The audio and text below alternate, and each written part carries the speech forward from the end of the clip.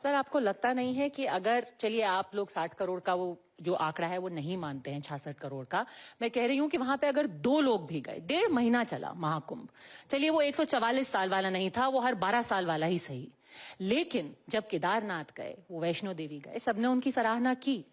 वही थे जिन्होंने आकर के ये भी कहा था कि मैं जनेऊधारी ब्राह्मण हूं, किसी ने उनको ऐसा बोला नहीं था कहने के लिए। लेकिन अब अगर 1.5 महीना कुंभ का रुख नहीं कर पाते हैं और कोई नेता ये बोल देता है कि कुंभ में जाकर के गरीबी नहीं मिटती, और फिर इफ्तार के मौके पर एक हफ्ते में 2-2, 3-3 इफ्तार आपके नेता जाते हैं, तो आम आदमी, मैं कह रही हूं वो 2 आदमी जो उस दिन प्रयागराज में थे, वो भी ये सवाल तो पूछेंगे ना। सवाल तो बिल्कुल पूछना चाहिए कि मोहन भागवत जी गए थे कुंभ में। उम्मीद है आरएसएस आपका जवाब देगी। नहीं, आप बताइए गए थे कि नहीं? आपको तो हमसे ज्यादा आप जागरूक हैं, आप मीडिया का हिस्सा हैं, तो जाहिर सी बात है आप आरएसएस के कई नेता गए थे। नहीं, मोहन भागवत जी गए थे कि कांग्रेस के भी कई नेता गए थे, दिग्विजय सिंह जी गए थे, उनकी फोटो भी आपको दिखी होगी, डीके शिव कुमार जी गए थे और उसका विरोध हुआ। उनके बाद किसने विरोध किया? कांग्रेस पार्टी ने विरोध किया। किसने? आपके नेता ने कर्नाटक में। मुझे एक नेता का नाम बता दीजिए कर्नाटक में किस नेता ने विरोध किया? यही नैरेटिव है जो भाजपा का नैरेटिव है जिसमें मीडिया साथ देती है। मुझे एक नेता का नाम बता दीजिए। किसी नेता की मजाल नहीं है।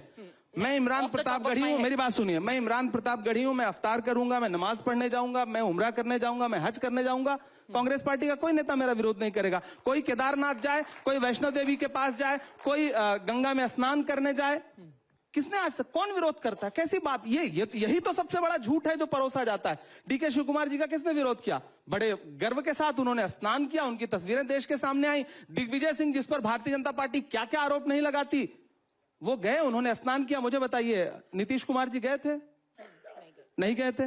भाजपा ने उनसे सवाल पूछा कि आप मेरे सहयोगी हो, आप हमारे साथ सत्ता में हो, आप क्यों नहीं कुंभ नहाने के लिए? चंद्रबाबू नायडू जी गए थे? लेकिन चंद्रबाबू नायडू और नीतीश कुमार में फर्क ये है कि उनके पार्टी के अध्यक्ष ने ये नहीं कहा कि कुंभ में नहाने से गरीबी नहीं मिटेगी। फर्क सिर्फ इतना। दरअसल उन दोनों के पार्टी के अध्यक्ष दलित नहीं है।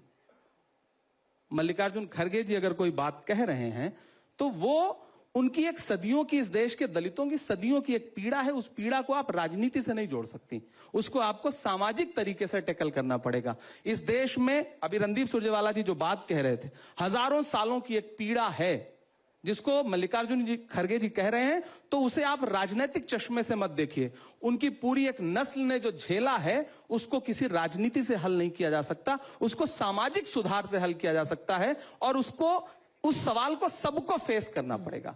एकदम स्वाभाविक सी बात है, पहली बात। दूसरी बात, राहुल गांधी जी ने ऐसी कोई बात कही है क्या? प्रियंका गांधी जी ने गंगा यात्रा की थी, गंगा की बेटी का खिताब आप ही मीडिया वालों ने उनको दिया था, उन्होंने यात्रा की थी।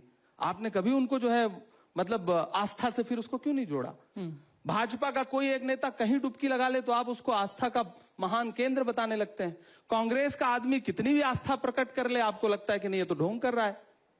राहुल गांधी जी मंदिर में जाकर के, महाकाल के दर्शन करने जाकर के, शिव से बड़ा भक्त, शिव का सबसे बड़ा भक्त, महाकाल के सबसे बड़े भक्त राहुल गांधी जी हैं। वो हमेशा शिव भगवान की बात करते हैं, तब तो आप उनको हिंदू हृदय सम्राट नहीं बताते हैं। ये जो मतलब, यही मैं कहता हूं ना, ये दोहरा व्यक्तित्व है मीडिया का, जो हमेशा कांग्रेस के साथ खेलती है मीडिया।